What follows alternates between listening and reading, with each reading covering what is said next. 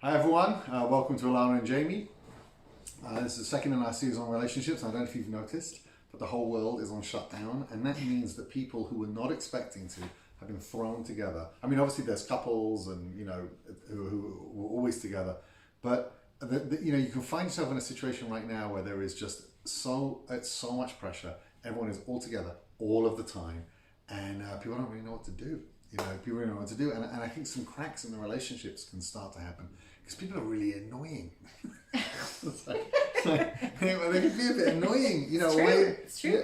People are annoying, and cracks in relationships can start to happen. So look, we thought we'd address this in a session. Like, what do you do when the people that you love and you care about it's getting too much, and cracks are beginning to show. Yeah. So normally you've got alternative things that you can do. You can be crazy and go for a walk, but here we are, and the problems are really accentuated because there's just nowhere to run away from them too, right? And in many ways that's a problem because our normal coping mechanisms are just shoved aside as options.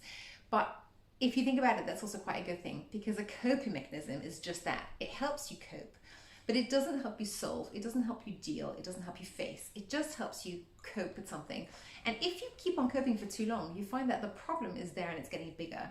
And here, there's a blessing in this because we're actually thrown into dealing with the things that are hard for us, and there's nowhere to run, there's nowhere to go. So we kind of have to look at the things that are irritating us about each other and find a way to really, deal with it. Right, but at the same time, when you're in such a tight situation, people aren't always in the right emotional space to really be working on things together in the relationships too. So it's kind of it's a little bit of a tough spot.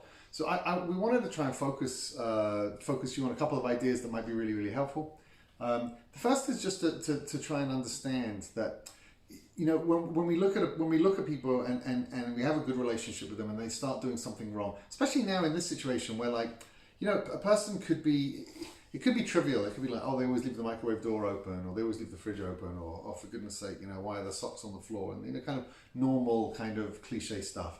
But the truth is, in this situation that we find ourselves in, one partner might really be taking a lot more responsibility for the kids, or a lot more responsibility for cleaning up the house, or it really can be some serious irritants and some real imbalance and actual real problems, right? So I think it's very important that everyone realizes that what starts to happen is you see a problem, and in the beginning you've got this great person and there's this one issue, and that issue goes from being 1% to being 2% to being 5% to being 10%, until they kind of change into this like ogre of a being that, the microwave door open lever, whatever person. And it used to be this person that you loved, right? And it's really irritating and really annoying. Yeah. And you kind of wake up every day hoping that today is going to be different, and they're not going to leave the microwave door open, and they're going to be more considerate, and they're going to suddenly have a personality change on you, and actually they're getting more irritating because the situation is getting more tense. And the trick when you're trying to change a situation, you don't want it to be in a situation where you're relying completely on the behavior of the other person to make your life better. It's not going to work. It never does. The question is, where can you take responsibility over here? And I don't mean do more cleaning up, but responsibility emotionally to make a shift. And I guess the place of shift over here is in the recognition of the fact that how you feel about the other person is going to be massively informed by what you're choosing to focus on in the other person. Right. And I think that's what it comes down to. What it comes down to is think about it this way. The truth is, where you focus is what you see. That's reality. What you focus on is what you see. So what we always advise, and we were taught this at the beginning of our marriage, is it's old school as it sounds, write a virtue list and spend some private time focusing on whoever it is you need to focus on, a brother or a sister or a parent or a life partner or a husband, whatever it is. You need to write a virtues list. You need to be writing down who this person is, all the amazing things that make up the majority of their personality. And they've got some faults, because you want to switch it emotionally from being, there are all these faults, they have a couple of strengths, into, there are all of these strengths. And okay, they have a couple of faults. And once you get into that energy of kind of love kind of coming back in, really seeing them for who they are, because most of us, we have a few faults, but we're pretty amazing. Most human beings are amazing and doing amazing things, and we lose sight of that, especially in this pressured situation.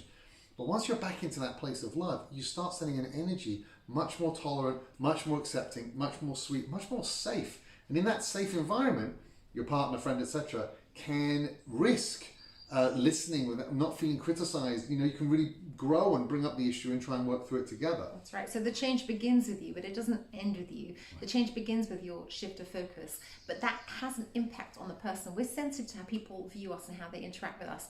And when the person that we've been irritating starts to look at us with a little bit more love, we find ourselves responding with more love. Right. So write your lists. Focus once a day, 5 minutes, 10 minutes, virtue list, and see the person for their strengths. And I guarantee you'll see a shift in your heart. And even if the problem's something that really needs to be worked on, you'll at least be in a much better place. You're able to work on it together. All right.